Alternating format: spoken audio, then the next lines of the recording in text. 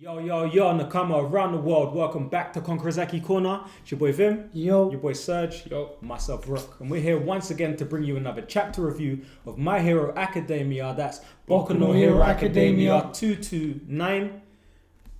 What we think the title is all it takes is one bad day. So we're going to go by that.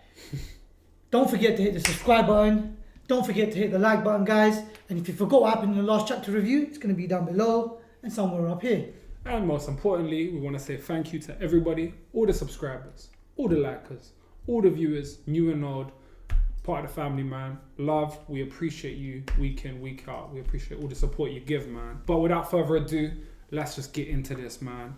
Some great key moments and analysis, man. So, Twice has got some serious history and issues, man. Like, we had a great flashback on Twice's past, a lot of his reasoning and his behavior, and ultimately we saw him overcome his one weakness that he seems to have carried for so long. It's his fear. Yeah. It's his fear of disappearing from this world as it is. Twice's character has developed so well in this chapter that I'm going towards him being one of my favourite characters. Yeah. Oh yeah, like as in he's learned his own ability, and obviously by the end of it he's gonna get jiggy. He's starting to create crazy doubles. He's wiping out the Redestros, the Detnerate company's doubles, Chikazoku's doubles. Well, yeah, we'll get to that. Yeah, we'll get to but that. The doubles, the opposition's doubles, he just took them out in one go, and he's getting jiggy, man.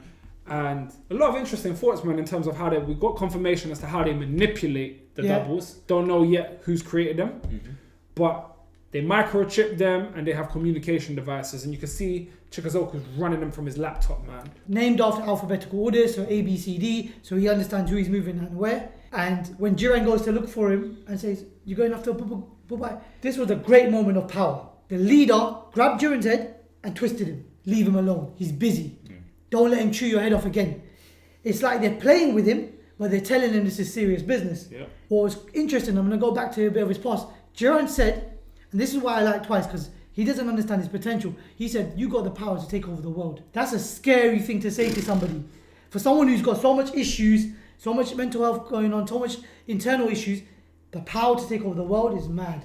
But the thing is, ultimately, he's always had this fear, because once he created doubles to have a friend, to have someone to trust, and someone to stand by him. But in doing that, he's not sure that if he gets hurt, I mean, he knows that if someone's arm is broken or some kind of injury is enough to exterminate a doppelganger. Now, obviously, he doesn't know if that will affect him now that he's made them.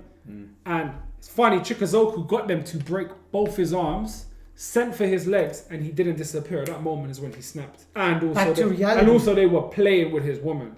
They were playing with his crush, his squeeze, man. He has something to fight for. His own ability previously was he didn't have no friends, no family. So his only thing that he could turn to was himself.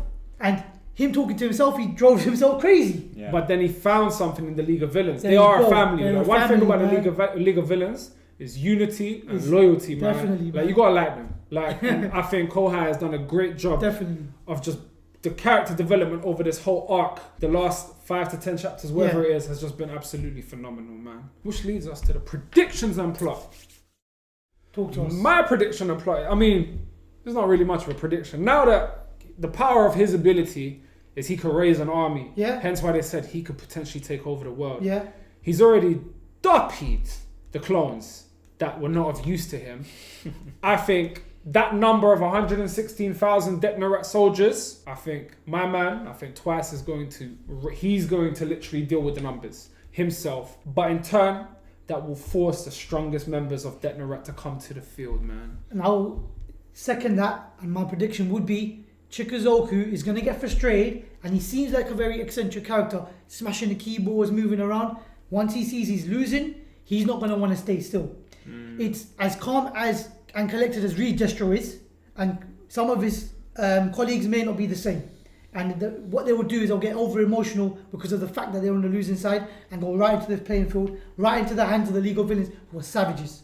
And you know what, to third that, what I think might happen, prediction, is the League of Villains are going to end up taking over to an extent in terms of numbers as well as strength. And Gigantamachi is going to come along and destroy Twice as doubles and just cause mayhem. Oh, you think and then just run Gigantamachi? away. Ooh, that's an one. interesting one. I didn't even think of Because that. it's Yeah. going to turn tables. They're going to think, yeah, we got this, and then forget about Gigantamachi. Yeah, Okay. yeah, okay. But that leads us on to question time. Questions, boys. Right. So we're still a bit uncertain about who created these doubles of Bubaigawara twice. Now, are these doubles something that he created or something that Chikuzoku and the rest of Detnarat have created? That's my question. Who created these doubles? My interpretation so far after today's chapter is Bubaigawara created them. He left them to hopefully they'll be exterminated through injuries and battles. And obviously with their superior intelligence, the Detnarat company located them and they've managed to manipulate them and control them. That's my understanding. My interpretation goes away from that, and I would think Chikuzoku's quirk was explained previously, that he can manipulate any object and create a puppet out of the object and make it look like whoever he wants it to look like. So he picked up a fridge, a freezer, the things that they named inanimate objects, and then created a lookalike of Twice, Bubaigawara, and send him towards him, and he controls them because of the devices and technology they have. So that he enhances his puppet tenfold because they're so powerful with everything technology-wise. In terms of one thing that gives it away to me in terms of a refrigerator, for example, when one of the puppets that were being controlled touched Bubaigawara, he said, "Why are you so cold?" Doesn't make sense to you. Why are you so cold? But for me, that's because an inanimate object may be a freezer or a refrigerator. He's good.